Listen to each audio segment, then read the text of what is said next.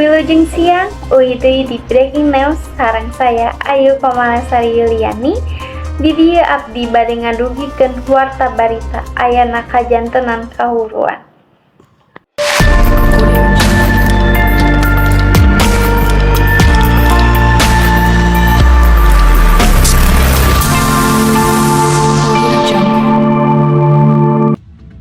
Kahuruan hebat lumangsung di salah sahiji pasar di Kecamatan Ngunut dina Jumat Peuting. Api ngamimitian ti salah sahiji toko emas sarta gancang sumebar ka kios-kios sajeun alatan angin kencang.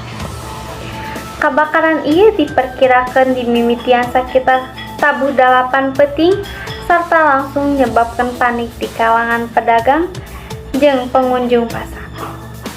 Salah sahiji toko emas sarta gancang sumebar ka kios-kios sajeun alatan angin kencang. Kabakaran ieu diperkirakeun dimimitian sakitar tabuh 8 peuting sarta langsung nyebabkeun panik di kalangan pedagang jeung pengunjung pasar. Salah sahiji saksi mata nyebutkeun yen api mimiti katingali di lantai 2 toko emas. Tim pemadam kebakaran langsung dikerahkeun ka lokasi pikeun meredam seuneu. Sanajan teu aya korban jiwa, kerugian material diperkirakan ngontal ratusan juta rupiah.